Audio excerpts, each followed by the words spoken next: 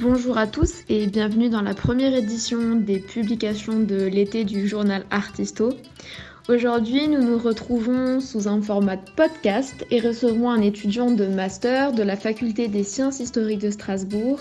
Merci d'être parmi nous, je te laisse te présenter. Bonjour, tout le plaisir est pour moi. Je m'appelle Wozniak Thibault, j'ai 25 ans et j'habite actuellement à Montpellier.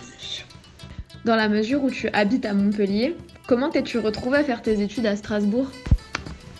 Alors fatalité, mon parcours est plus chaotique que ça parce que je suis actuellement en M2, je finis mon M2 à Strasbourg. J'ai fait une prépa à Strasbourg parce que j'habitais là-bas à l'époque. J'ai fait une L1 à Strasbourg puisque j'habitais encore là-bas.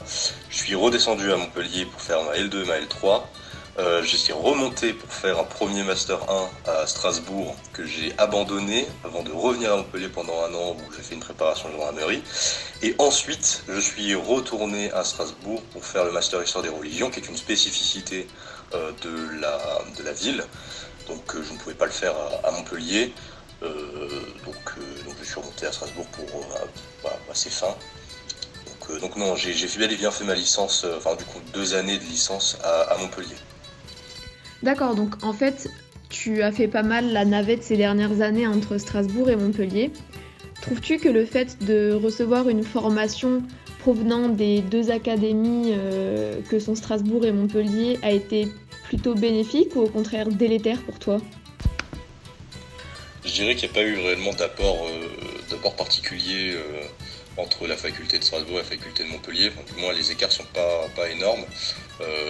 Hormis du côté de la pédagogie, il n'y a pas de devoir semestriel à Montpellier et on étudie chaque semestre les 4 périodes historiques en même temps, ce qui laisse moins d'espace à d'autres sciences auxiliaires comme par exemple paléographie ou archéologie, du moins à Montpellier. À Strasbourg, c'est plus pluridisciplinaire, disons, on peut mieux faire son choix de cours. Donc voilà, non, je dirais qu'il n'y a pas beaucoup de différence. Enfin, je n'ai pas ressenti de différence particulière dans les deux universités différentes, quoi. D'accord, c'est encourageant et même rassurant dans une certaine mesure. Pour terminer sur ton parcours en licence, comment as-tu ressenti ces années ? Est-ce qu'elles ont été difficiles de par la méthodologie ? Et as-tu eu à faire face à des difficultés particulières pour valider tes semestres, voire tes années ?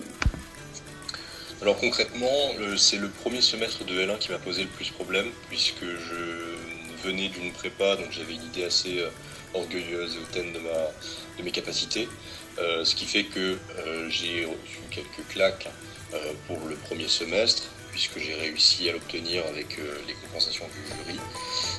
Donc la première année était assez dure, j'ai dû me refaire à la méthodologie, j'ai dû m'adapter aux cours dispensés.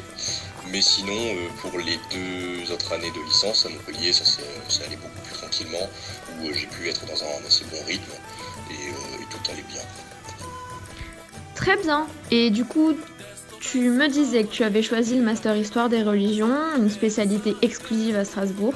Quelles ont été tes motivations pour ce master ? Alors pour remettre les choses dans son contexte, le premier master que j'ai choisi, c'était le Master Histoire et Civilisation de l'Europe. C'était un choix qu'on pourrait qualifier de tactique, de continuité, puisque je voulais continuer en contemporaine, etc. Je m'étais relancé dedans et je voulais continuer. Évidemment, ça a échoué. Non, le choix de ce master-là, le master d'histoire des religions, c'est un choix qui s'est fait à force de discussion, notamment pour la reprise d'études, justement.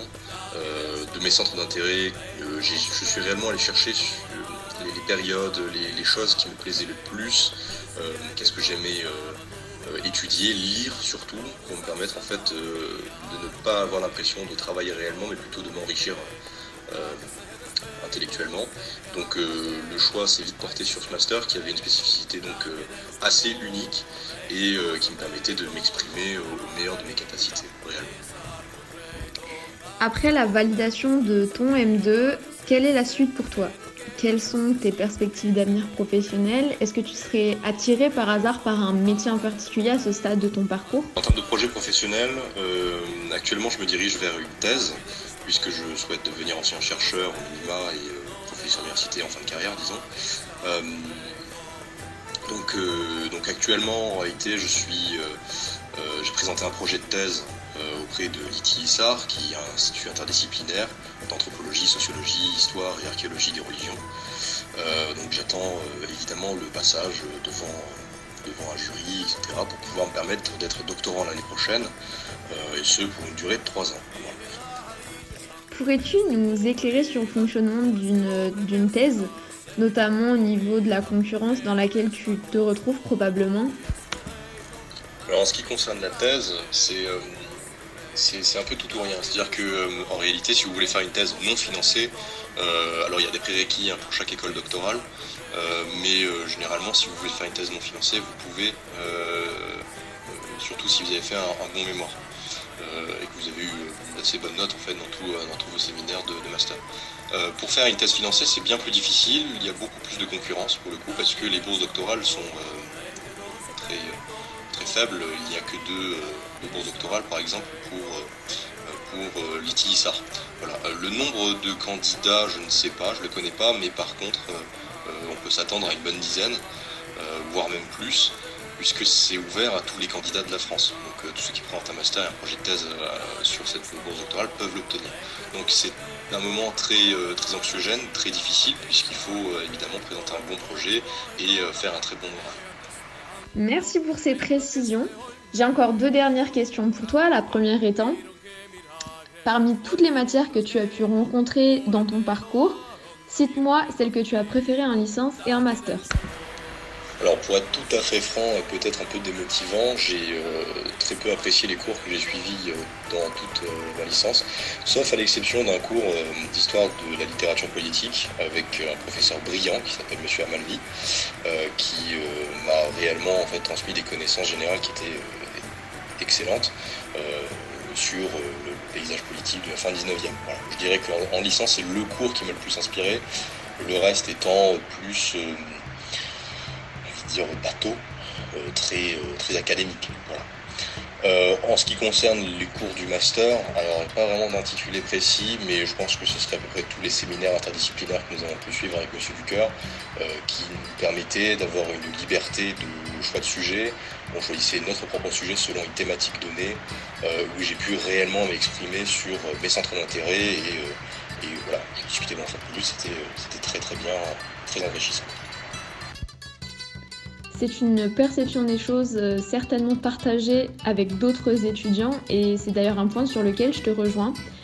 En parlant de nos étudiants, quels conseils donnerais-tu au L3 voire au L2 qui souhaitent s'orienter vers un master?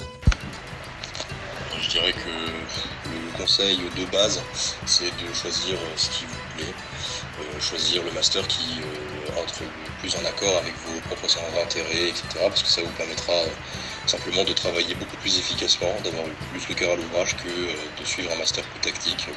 Alors que c'est l'erreur que j'avais fait moi dans le premier master. Après, le deuxième conseil, peut-être un peu mieux, c'est de chercher partout dans la France, peut-être même à l'étranger, des masters qui vous correspondent réellement. N'hésitez pas à vous déplacer si c'est en accord aussi avec votre projet professionnel. Voilà. Parce que vous pouvez aussi tomber sur un master où il peut y avoir votre futur directeur de thèse, ou alors des contacts qui vous permettront de rentrer dans tel monde que vous voulez. Donc voilà, je pense que c'est les 2 conseils que je donnerais à ceux qui rentrent en L3 ou alors qui cherchent un master. Merci beaucoup d'avoir accepté de partager ton expérience à travers cette interview. Toute l'équipe du journal te remercie et te souhaite de t'épanouir dans ton projet professionnel. Tout plaisir est pour moi et je vous souhaite une bonne continuation avec le journal. C'était Chloé Huin pour la première interview de l'été du journal du Palais universitaire. Retrouvez lundi 20 juin à 18h notre tout premier micro-trottoir et venez découvrir ce que les Strasbourgeois pensent du lien entre l'histoire et la beauté. N'hésitez pas à nous suivre sur nos réseaux sociaux, sur Facebook et Instagram donc, et à rejoindre l'équipe de la rédaction. À bientôt!